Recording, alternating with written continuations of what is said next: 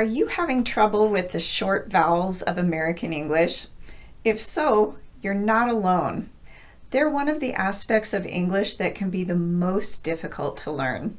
So stay tuned and we'll go over them together.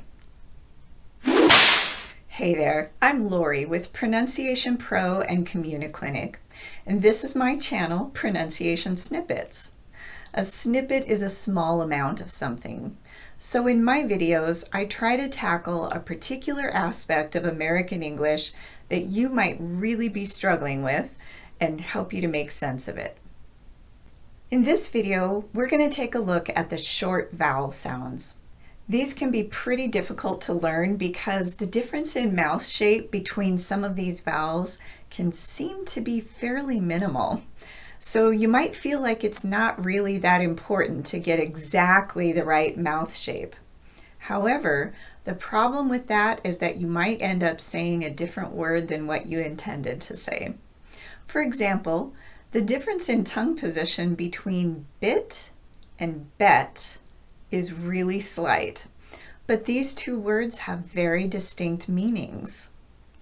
So let's go through the short vowel sounds, starting from the highest tongue position and working our way down to the lowest tongue position. The highest tongue position for a short vowel would be I, which should not be confused with the E sound, which is even higher. The E sound is considered a long vowel in English, whereas the more relaxed, lower I sound is a short vowel. In most languages, the lowercase I is pronounced E, but not in most English words. So you have to train your brain not to think E when it sees the lowercase I in the spelling. Now, here's a tip for you. If you call this vowel the short E, that's exactly how you will pronounce it. So, I would advise you to call it either the short I sound or the short I. Again, this vowel is slightly lower and the tongue is more relaxed than for the E sound. This I vowel is found in words like with, fit, and sister. The next position down from that would be the short E vowel. The lips get slightly wider and the middle of the tongue just drops slightly from the I position to E. I, E. This vowel is heard in words like let, red, and weather. Right in the middle, at a completely neutral mouth position, is the schwa vowel. This vowel basically involves no deliberate tongue movement at all. It's pretty much just the position your mouth would be in if you were not talking and were just breathing through your mouth. I'm not shaping my tongue into any particular vowel shape. I'm just turning on my voice while my mouth is in neutral position. This vowel is very short in duration, can be represented by all of the different vowel letters as well as the letter Y, and is never found in a stressed syllable, but it often occurs right next to a stressed syllable. For example, about, concern, or 7. Next is the short vowel. The jaw is still fairly neutral on this vowel, but the tongue is going to rest on the floor of the mouth, and the middle of the tongue is pushed slightly downward. This vowel is heard in words like cup, fun, or something. Then we have the short A vowel. For this one, the lips go a bit wider and the jaw will drop a bit. The tip of the tongue travels downward with the jaw and the back of the tongue gets wide and pushes forward, like you're trying to get a bad tasting food out of your mouth. Ah, ah. This vowel is found in words like bad, mat, and pattern. The lowest tongue position for the short vowels is the ah sound. For this one, the jaw is really dropped, and the tongue again is resting on the floor of the mouth, so it travels down with the jaw. Ah. There is no lip rounding on this vowel in American English. So this word would not be ol as it's pronounced in British English, but rather all. Some other words that contain that ah vowel would be got, job, and father.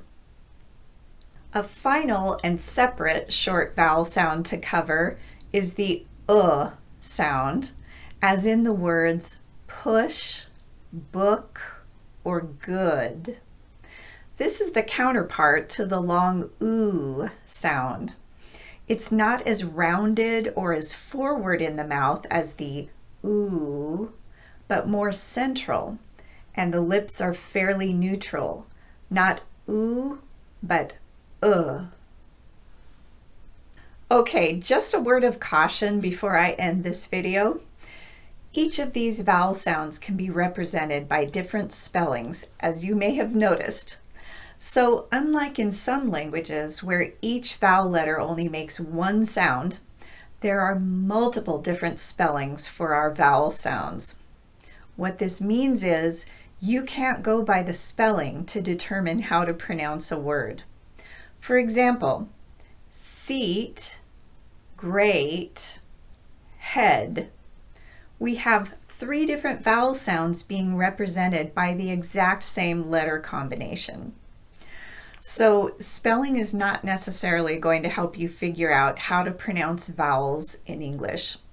What will help you is learning to listen to the sounds native speakers are using. And if you can't figure out a word by listening to native speakers, or maybe you haven't heard a native speaker say that particular word, then you can look it up in an online dictionary. These typically have both the written pronunciation as well as an audio, so you can listen to the word. Just make sure you select the American English pronunciation when you listen. So let's recap those short vowels one more time. I, as in with, fit, or sister. E, as in let, red, or gentle. The always unstressed schwa vowel,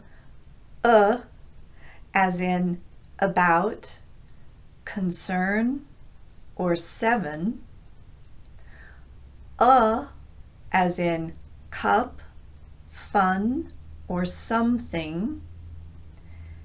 As in bad, mat, or pattern. As in got, job, or father. And finally, as in push, good, or book. I hope you found this review of the short vowels useful. Thanks so much to the person who requested this video. I know it was a little longer than my videos usually are, but it's an important topic to cover. These short vowels are usually the hardest sounds for people to master, so don't get discouraged if you don't have them perfected yet. Give yourself time and make sure you're spending time every day in deliberate listening and imitation practice. In other words, shadowing of a native speaker. In the meantime, happy practicing, and I'll see you in my next video.